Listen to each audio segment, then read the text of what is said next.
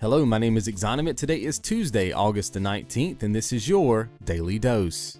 So it's been, a little over a week since the whole Rise of the Tomb Raider fiasco went down, and I was going to make a video about this last week, but you guys know I was going through all that crazy stuff on my end, so I wasn't able to make the video, but I did want to weigh in kind of on this topic right now, but I don't want to come at this from the standpoint of, whether or not you're a fanboy, if you, agreed or disagreed with, the decision to make it only on Xbox. I don't want to come at that. I don't want to come at this article from that point of view. I want to come at this article as if I am Phil Spencer, as if I am, Crystal, as if I am Square. Like, I want to come at it from that point of view. And I also kind of want to travel back to that day when the announcement was kind of put out there. We all know now that the game is not a full exclusive on the Xbox One. It's just a timed exclusive. We're eventually all going to get to play and enjoy the game. But I want to go back to that time when we didn't know that. I think so many times as gamers, not all of us, but I would say most of us are very selfish. We want things our way all the time, and we're so critical, sometimes overly critical of games, that we are losing the ability to understand what's happening in the gaming industry. A lot of times we're so critical about games that we lose the ability to even have fun playing games. There are positives out there with most games, but we're so critical about them that we only focus on the negative, that there's no fun to be had.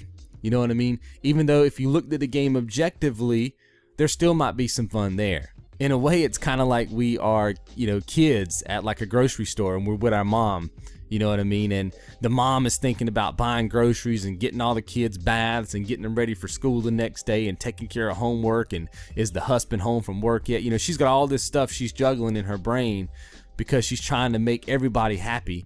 And then you got this kid tugging at her coat jacket wanting a Snickers bar.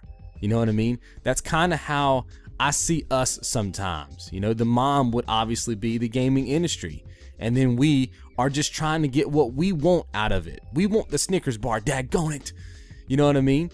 And the company, the industries, the developers, the publishers, they're trying to to do so many things, and they're trying to do those things to the nth degree that they can't sometimes feel us pulling on their coat jacket. And so I think sometimes we just need to step away and say, you know what, maybe they just have to do what they got to do. I really want this Snickers bar. I really want this game. I really want this game to be on the platform that I want it to be on. I really want this. I really wish this game would have been free roam instead of a platformer. We can say those things, and it's okay to want those things. But at the end of the day, the industry has to do what it has to do to stay healthy. That is the bottom line of this whole smash. If they don't make money, we don't get more games. That is point blank, period. First things first, Microsoft did a very poor job of letting us know what the deal was. And I think that would have solved a ton of these issues, right out the gate. There would have probably still been some fanboy nonsense going on, which I can't stand, but I think it would have been minimized had Microsoft just came out and said, look, it's exclusive. It's a timed exclusive. No worries. We're going to have it for X amount of time, and then everybody can have it. I think that would have solved like 75% of all this stuff that happened like a week ago. The second thing, as a gamer, because we can't get our Snickers bar, doesn't give us a right to threaten to kill our mom. And that's exactly what was going on when all this nonsense went down. People were taking to Twitter, doing their whole digital death threats to people that worked over at Crystal/Square. Look, there is a reasonable amount of free speech that can go on when you're upset. This is my mentality. There's a line that you can get to with, blogging and making videos about it. There's a line that you can get to that is reasonable. And then once you cross that line, you're in the void, man. You're off the deep end. You have to understand it from the mom's point of view. You have to understand it from the gaming industry's point of view. You know what I mean? And like we talked about earlier, they have to make money. Look, if you look at this calendar year, right? Just the fall of 2015, it is jam-packed with AAA titles. 3-4 a week. It's crazy. And if you were a publisher, now think about this now. You always have to put yourself in the other man's shoes. If you were a game developer/publisher and you had been working 1 to 4 years on a project, and it's D-Day, baby, and your game is coming out on the same day that 5 other AAA games are coming out, and you know that the games are $60, and an average gamer can't afford to buy all 6 on the same day, you know right off the bat that your game is going to lose some sales on day one just because of the competition. So if you were in that position, you've been working on this game, you've got employees you've got to take care of, you're that guy, and then Microsoft rolls up to your door with a truckload full of cash, and they're like, hey, look, not only are we going to help promote your game, we're going to kind of put it to the top of the list, right? So you make more money. We're going to shovel some money your way so we can have it first. And you see that project over there on that whiteboard that you guys are thinking about making later? This can help fund that. It takes some of the risk away. And that's what we can provide for you right now. Before you even get to that D-Day moment, before your game even launches, you can already make up some of your back end prior to the release. So what would you do? I mean, would you take some of the risk out of the equation? Wouldn't you take the money and run? You know what I mean? You're going to think about it. If you're that guy and you take that money, you're going to be at the top of Microsoft's priority list because they paid for it. So they're going to be advertising your game more than they're going to be advertising other games that they're not as financially invested in. So you get that perk.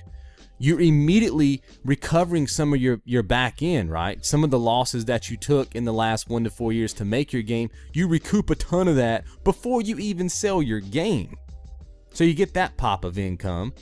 And then when the game finally drops, obviously you've been slated to the top of the list. You're going to make more sales than you would have made had you just came out the gate and kind of rolled the dice. So you get that pop in income. Then when the exclusivity runs out, those who didn't buy the Xbox to play the game, you know, your Sony guys or whatever, they're going to now come out and buy the game. So you're going to get that pop in income. So what, you wouldn't take the money and run? You wouldn't ensure your studio's financial success for the next 3 to 4 years so you can make that project that's over there on the whiteboard? You wouldn't take it? So you're not cheating gamers out of anything. You know what I mean? You're not telling that kid that they can never have that Snickers. You're just telling them that they can't have it right now. And I think we just need to just calm down a bit sometimes and let these things play out before we start, you know, going crazy on the internet and hating people and death threats and all that kind of stuff. So anyway, I'm happy it went down. Look, I'm a patient person, man. There's so many games to play. I don't have to play all these games on day one. I still don't understand that mentality either, where everybody feels like they have to play every single game that drops on the first day that it drops. You know what I mean? I don't understand that mentality. And look, if I really wanted to play Rise of the Tomb Raider, and it was going to be only on Xbox forever, then guess what? You know, I would have just went out and bought an Xbox One at some point in the future. Maybe not when it's $400. Maybe you can't afford it when it's $400. You just wait a couple years for the price to drop. The game ain't going nowhere. The game's going to be here. But I do think there are some gamers out there who fall into this whole fanboy category where they, even if they would have had the money to buy the Xbox to get the game that they wanted to play, Rise of the Tomb Raider, they wouldn't have. Just surely on the principle that they don't play Xbox. They only play PlayStation. I'm a gamer. Platforms mean nothing to me. I just want to play.